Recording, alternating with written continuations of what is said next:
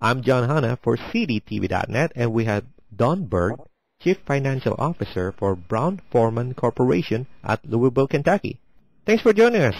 Yeah, hello, John. Don, tell us about your recent earnings report. Well, it was for our fiscal year that ended on April 30th, and so the earnings report covered the whole fiscal year as well as the fourth quarter. We reported last Wednesday. When you kind of look back at the year, I mean, everybody knows, the challenges and the difficulties of the marketplace over the course of the last number of months. I think when you looked at our fiscal results, the first half was pretty strong, and the second half got a little bumpy. But all in all, we were able to, on kind of an underlying growth basis, we were able to grow 4% at our operating income line last year.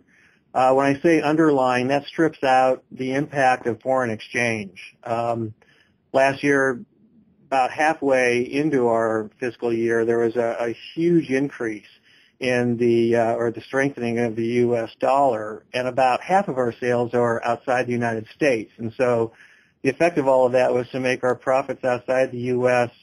Less profitable for us, and as a consequence, we did take a pretty big hit last year on foreign exchange. But when you net that out and you look at what actually happened kind of on an underlying basis with our earnings, we grew 4%. If the dollar keeps on going stronger, will that affect your earnings again, or? It could. It very well could. I mean, coming into this next year, the first half will be going up against a period that last year where the dollar was a lot weaker. And so you'll continue to see some effect of foreign exchange, particularly in the first part of the year. And on Wednesday, when we were talking about all of this, we anticipate, based upon recent exchange rates, you could be looking at it at a 12% impact for fiscal 10 for us. Now, where do you see growth? Do you see growth in the U.S. or internationally? Well, both. You see pockets. In the U.S., if you look at the industry overall, spirits in the U.S. is continuing to grow at kind of a 2 to 3% rate. There's certain aspects that are growing better than others.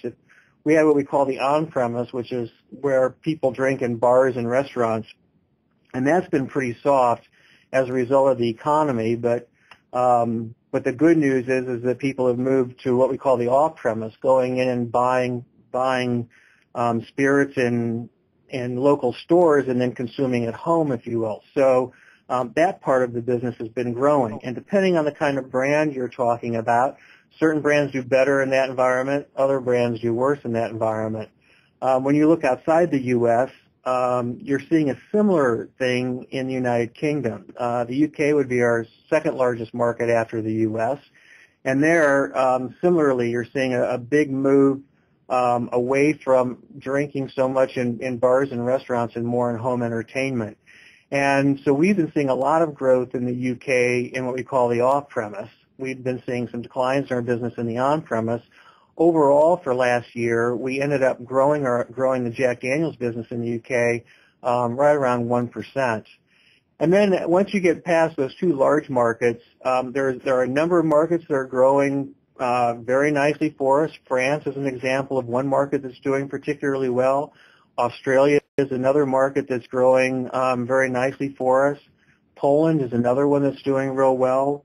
But then you've got some markets out there that you're struggling a bit in, primarily in Southern Europe, and then a few markets here and there throughout the world. Is this an industry trend right now, which is the off-market trend, or how is the industry in general dealing with this economic tough times? Well, there has been a lot more effort that's been going towards kind of the off-premise arena. And what you do there is you try to find ways to bring value to the consumer. And one of the ways that we've done that is we have what we call value-added packs. And it's things like you go in and you buy a bottle of Jack Daniel's and you get a free glass with it. And it's a way of trying to get more value to the consumer without having to discount your price so much. And so that's one tactic that we've taken during this whole time period. And other things that you do is, you'll promote different drinks and try to promote mixability.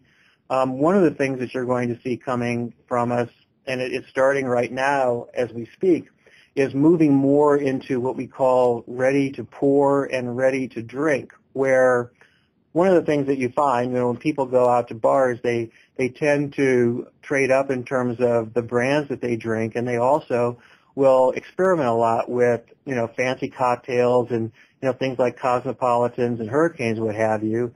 And when they move that to drinking at home, they don't tend to mix those kinds of things up themselves. And so one of the things that we're doing is we're putting a lot of pre-mix type drinks out there where people can continue to enjoy, really good tasting, flavorful drinks, but they don't necessarily have to make it themselves. So, for example, as we speak, we're right in the process of launching a Southern Comfort Ready to Pour, which is a Southern Comfort Hurricane, where it comes in a 175 size for roughly around $20, and you have the drink that's just all made up right there, and you go home and it's just ready to pour right into a glass with ice. And there's another one similar to that we're coming out with Southern Comfort and Sweet Tea. Sweet tea has become a pretty big phenomenon, particularly in the Southeast. And so we're looking to try to take advantage of that opportunity. Any other things you might want to add about the numbers? Well, I mean, just we're continuing to grow. I mean, that's the big message. We're continuing to look for opportunities that we can in terms of finding growth for our brands, whether it be here in the United States or outside the United States. That's Don Berg, Chief Financial Officer for Brown-Forman Corporation, and I'm John Hanna for CDTV.net in New York.